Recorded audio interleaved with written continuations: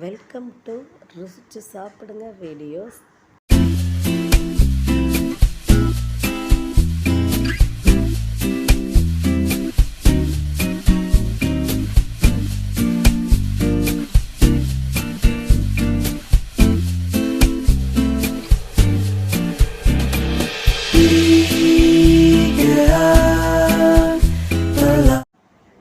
Shimla mutton gravy எப்படி செய்யலாம் வாங்க வீடியோக்குள்ளே போகலாம். இந்த மட்டன் கிரேவி வந்து சப்பாத்தி, இட்லி, தோசை எல்லாத்துக்குமே செம்ம டேஸ்ட்டாக சூப்பராக இருக்கும். ட்ரை பண்ணி பாருங்கள். ஆயில் வந்து மட்டனுக்கு எப்பயுமே அதிகமாக சேர்க்கக்கூடாது, ஏன்னா அந்த மட்டன்லேருந்தே அதிக ஆயில் வரும். நம்மளுக்கு அதிக கொழுப்பு மட்டன், அதனால் கம்மியாக ஆயில் ஊற்றி செய்யுங்க.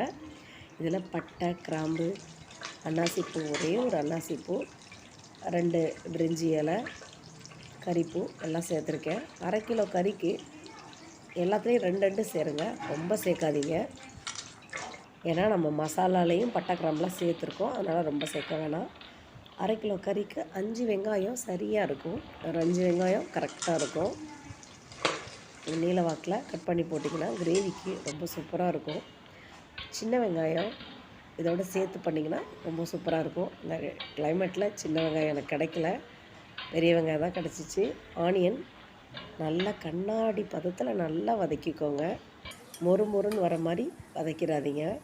கண்ணாடி பதம் இந்த அளவுக்கு பதம் வந்தால் போதும். அதே மாதிரி மலையில் எனக்கு கொத்தமல்லி கிடைக்கல, அதனால் கருவேப்பிலை போட்டிருக்கேன். எப்பயும் மட்டனுக்கு கொத்தமல்லி தான் டேஸ்ட் கொடுக்கும், கிடைக்கல. இங்கே சென்னையில் அடித்து ஊற்றுற மலையில் எதுவுமே கிடைக்கல. தக்காளி 5 ஆனியன்னா 4 தக்காளி சேர்த்துருக்கேன், சரியாக இருக்கும். தக்காளி நல்லா தோல் உறிஞ்சி வரட்டும். நல்லா இது மாதிரி வதக்கிட்டு சும்மா 2 இது மாதிரி ஒரு கிண்டிட்டு இதோட கறியை ஆட் பண்ணிக்கோங்க. ஏன்னா கறி வெந்து வரப்போ தக்காளியும் நம்மளுக்கு வெந்து வந்துடும். அதனால் தக்காளி வெந்ததுக்கு தோல் உறிஞ்சி வந்ததுக்கப்புறம் மட்டன் போடணுன்னு அவசியம் இல்லை. தக்காளியை லைட்டாக வதக்கி விட்டுட்டு மட்டன் ஆட் பண்ணால் போதும். நல்லா இலாட்டு கறியாக வாங்கிக்கோங்க. அது வந்து நல்ல டேஸ்ட்டாக கிரேவி சூப்பராக சாப்பிட்றதுக்கு செம்ம டேஸ்ட்டாக இருக்கும். அதனால் நல்லா இலாட்டு கறியாக இது மாதிரி ஃப்ரெஷ்ஷாக வாங்கிக்கோங்க.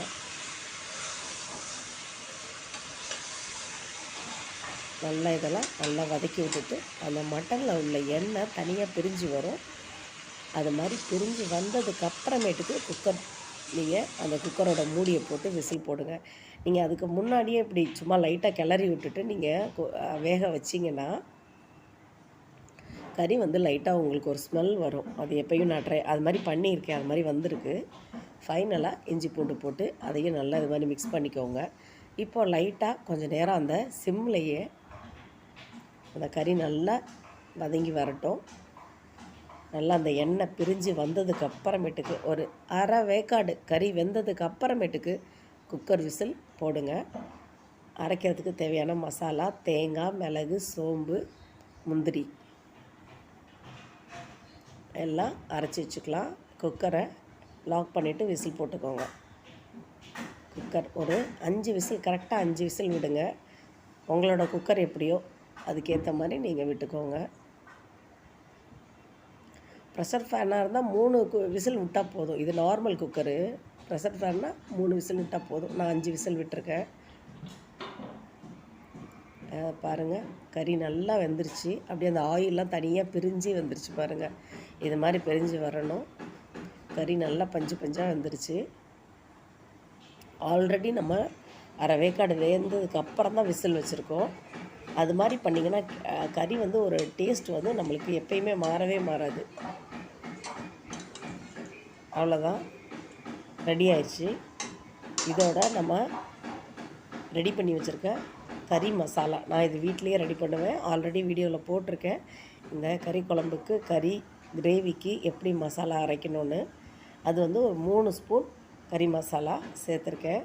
இதோட நம்ம அரைச்ச அந்த தேங்காய், சோம்பு, மிளகு, முந்திரி இதெல்லாம் எல்லாத்தையும் அரைச்சி அதையும் ஆட் பண்ணிக்கலாம்.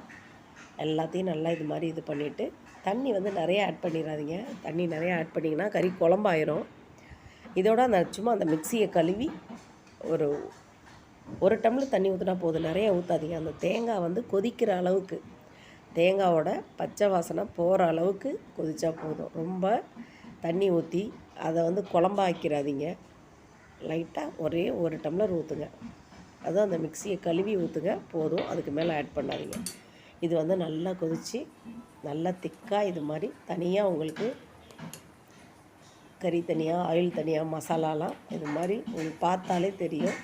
இந்த பதம் வந்தோடனே நம்ம கேஸை ஆஃப் பண்ணிட வேண்டியதான். அவ்வளோதான். சிம்லா ஸ்டைலில் சூப்பரான கறி மசாலா ரெடி ஆயிடுச்சு. இதை இட்லி, தோசை எல்லாத்துக்குமே, சப்பாத்தி, பூரி எல்லாத்துக்குமே டேஸ்ட்டாக சூப்பராக இருக்கும். சாதத்துக்கு அதை விட டேஸ்ட்டாக இருக்கும். ட்ரை பண்ணுங்கள். இந்த வீடியோ உங்களுக்கு பிடிச்சிருச்சுன்னா லைக் பண்ணுங்கள், ஷேர் பண்ணுங்கள், கமெண்ட் பண்ணுங்கள். மறக்காம நம்ம வீடியோ பார்த்துட்டு எஸ்கேப் ஆயிடாமல் நம்ம சேனலை சப்ஸ்கிரைப் பண்ணுங்கள். அப்போ தான் நான் போடுற வீடியோலாம் டெய்லி உங்களுக்கு வந்து சேரும்.